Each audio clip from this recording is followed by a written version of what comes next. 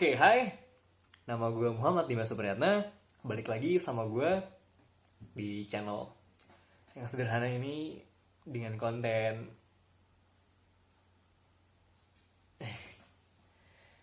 ya. Assalamualaikum warahmatullahi wabarakatuh. Kita masuk ya.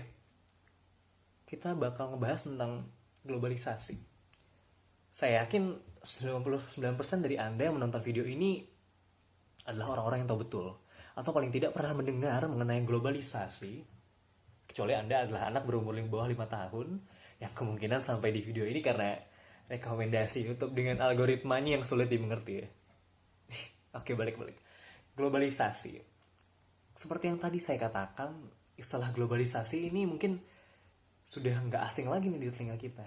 Apalagi kita yang berasal dari masyarakat akademisi ya. Ya, globalisasi berasal dari kata global. Apa nih global? Atau dapat diartikan sebagai seluruh dunia atau secara keseluruhan, mencakup seluruh dunia.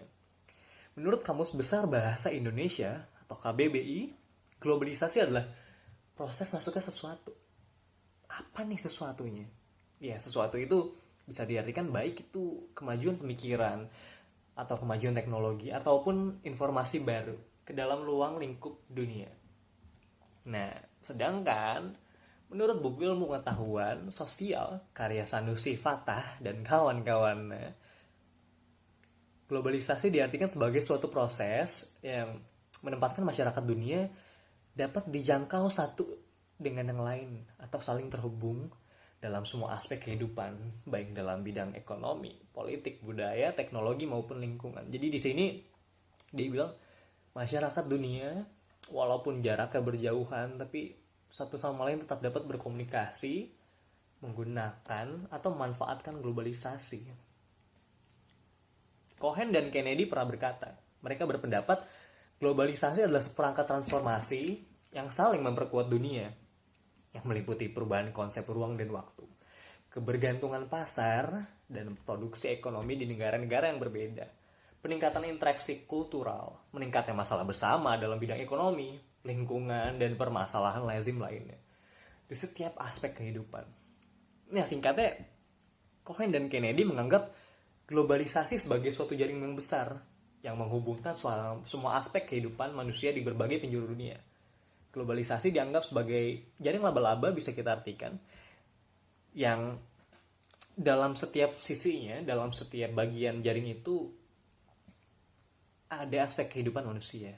Nah, dari situ ketika satu aspek berubah dalam jaring besar ini, terjadi goncangan, berubah, maka aspek kehidupan lain yang terhubung oleh jaring itu sedikit banyak akan juga mengalami perubahan.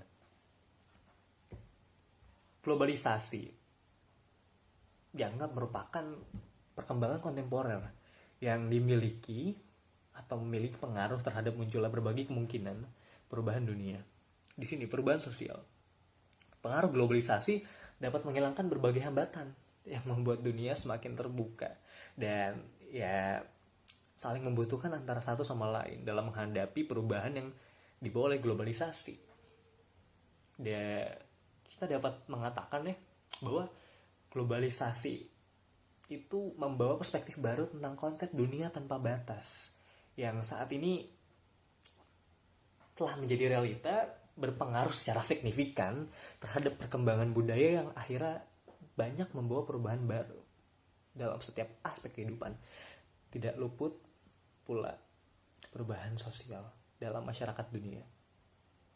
Globalisasi juga sering diartikan sebagai internasionalisasi karena keduanya dianggap memiliki banyak persamaan dari segi karakteristik.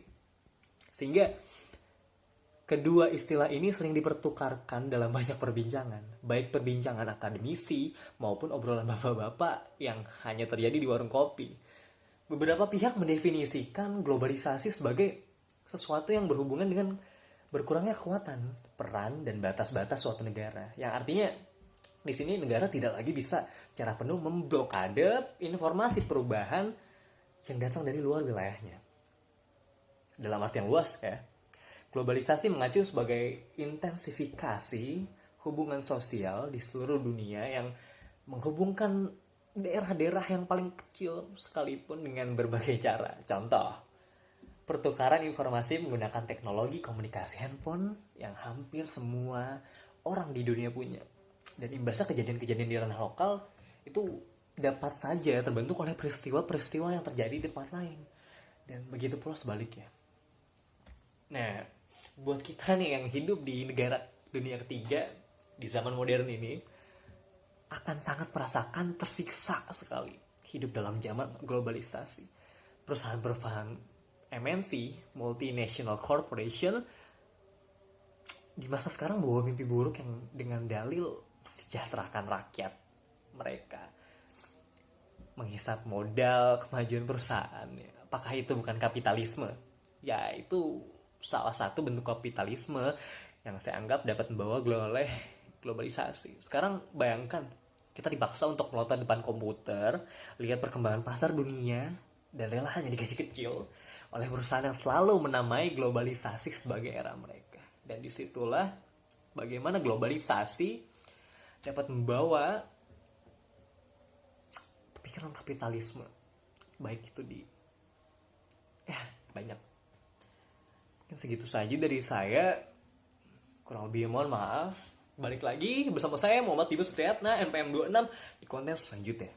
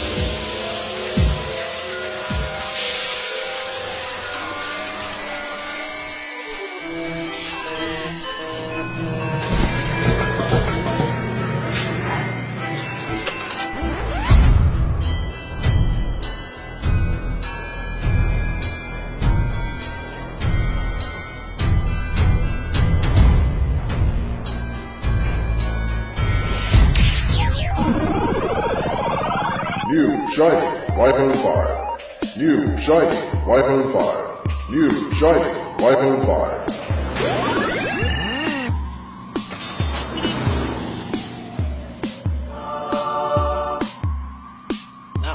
The new iPhone 6. Get yours today. The new iPhone 10. The new iPhone 10 by today.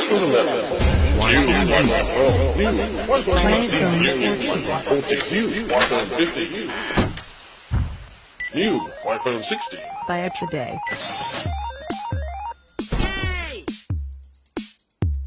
New iPhone 17. Buy it now. New iPhone 18. Buy it today. New iPhone 19. Buy it. 21.